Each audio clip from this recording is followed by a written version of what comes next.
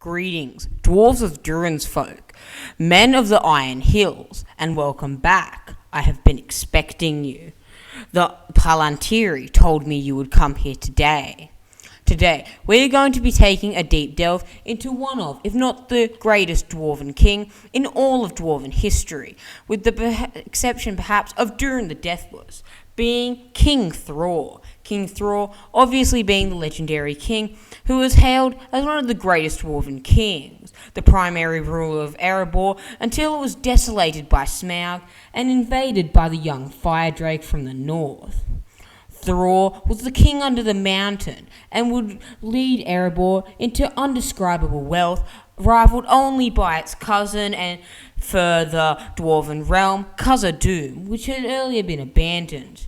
Today, we are going to be depicting his biography, his death and legacy, the House of Durin, his appearances in both the books and films, and his portrayal in the Hobbit film trilogy. With that out of the way, let us proceed. Thror was a king of Durin's folk, the son of Dain I and brother of Thror and Gror, known for ruling the lonely mountain Erebor.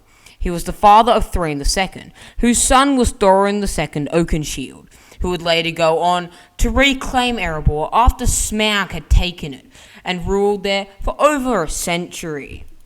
In his early life, Thror and his family dwelled in the dragon-played Ered Mithlin in the Third Age 2589, when the hordes came under attack by a battalion of cold drakes. His father Dain I and younger brother Thror were both decimated and slain at the gates by a great cold drake. Thror inheriting the kingship, he and his youngest brother Gror resolved to divide their folk. Thror led a small portion of Durin's folk to recolonize Erebor, taking the Arkenstone, fabled as the King's Jewel, giving him the right to rule that was divine. Gror led the other portion of Durin's folk further east to the Iron Hills, where he founded his realm, the realm that would one day aid the Lonely Mountain and Thorin in their reclaiming and stationizing of the mountain. Under Thror's leadership, Erebor immensely prospered for over a century. Eventually, the wealth of the great dwarven realm attracted the attention of the dragon known as Smaug, who flew south and decimated the kingdom, killing hundreds of dwarven soldiers and dwarves and driving away Thror and his family, as well as thousands of other surviving dwarves. The majority of the survivors migrated to the Iron Hills, but some followed King Thror still, despite this enormous mishap that had dissolved his leadership. They followed Thror, his son Thrain, and grandson Thorin Oakenshield west into a long and homeless wandering. They eventually settled in the hills of Dunland, where they made a living as best they could. 20 years later, in the Third Age 2790, Thror, now old, poor, and desperate, gave to his son Thrain II the last of the 7 dwarven rings bestowed upon him by Sauron. It is unknown how this dwarven ring came into Thror's possession. However, he most likely inherited it from one of the ancient dwarven lords that had been bestowed a ring by Celebrimbor and Sauron.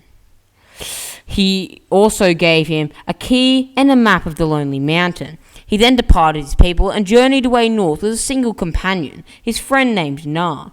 They crossed over the Misty Mountains through the Redhorn Pass and then came south again, crossing the Silver Lode into the valley of Azanabalzia, beneath the east gate of Moria, where they arrived. The gate was open. Nar begged Thror to beware it, but Thror disregarded his pleas and proudly entered Moria as its returning heir, but he did not come back alive.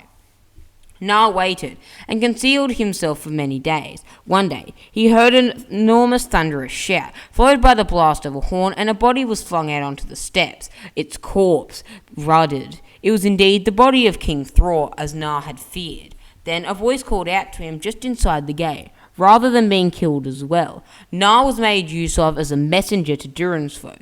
He was told to deliver a warning that beggars who would not wait at the door but instead attempted to attempt thieving would meet a similar fate.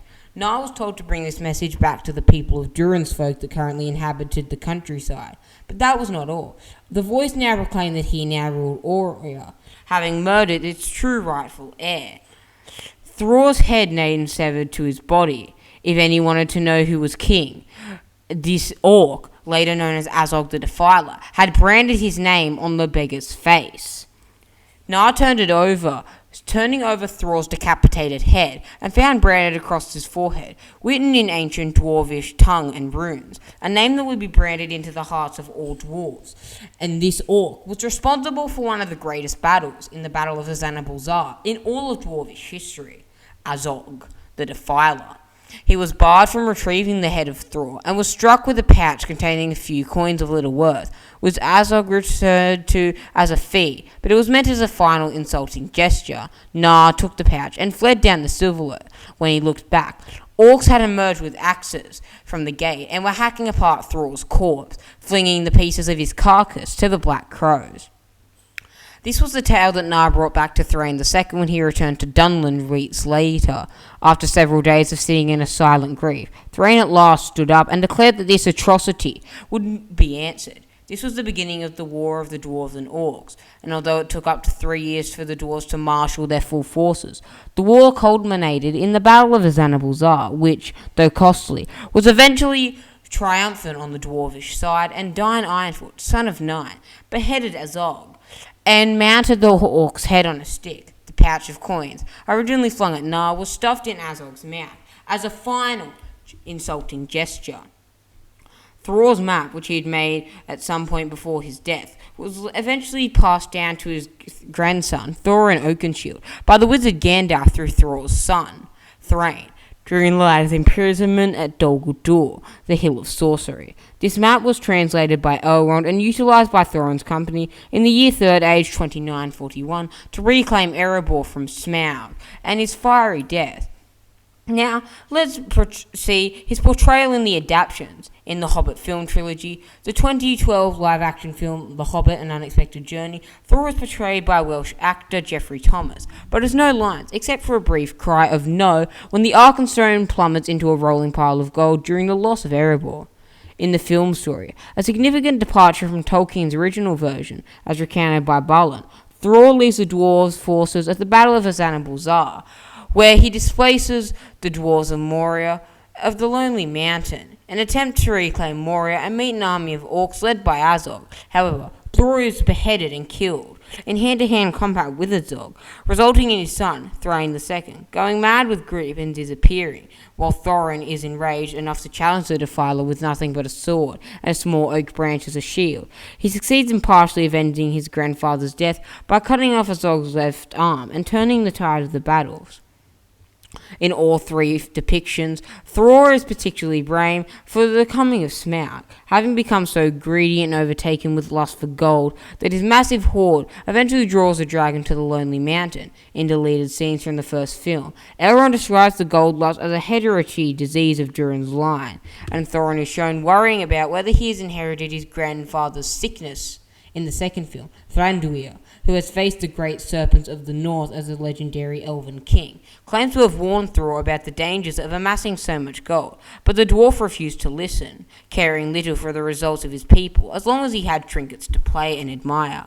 Likewise, Balin warns Thorin that a sickness lay upon Thror's treasure hoard, and Balin fears it will drive Thorin mad as it did Thror with dragon sickness. These words come back to haunt Thorin in the third film, where Thorin finally sees he has succumbed to his grandfather's sickness, before casting off his crown and rallying the company to join the other factions in fighting against Azog's army. Thror's personality was rather unique. He was a powerful, honourable, and proud in his own right. However, in time, his love of gold had grown far too fierce and began to encompass his life. He had spent endless hours fawning over his rivers of treasure, and it was this obsession and vast treasure that attracted the unwanted attention of Smaug, the greatest fire drake of the Third Age, and what many consider to be the last great fire drake, like many dwarf lords. It can be presumed that he was stout in body as he was in spirit, albeit quite greedy. This greed can be attributed, no doubt, to the effects of his ring of power, which brought out a great lust for gold within their dwarven bearers. This greed even led to a spurning of King Thranduil, and the eventual souring of their alliance, ultimately causing ill will between the elves and the dwarves, after Thranduil refused to help them after the decimation of Erebor, and after Smaug took Erebor and the Lonely Mountain. Due to the fact Thranduil was under the apprehension that the dwarves had robbed the jewels that were rightfully theirs, white gems of pure starlight, to quote from the elves, But the dwarves told another tale. They stated that the elves refused to give them their rightful pay. Thror was born in 2542, and his rule lasted an impressive 201 years, over 2 centuries, truly a testament to the power, honour, and pride he prided himself on, and the high esteem that his people and himself hold him with.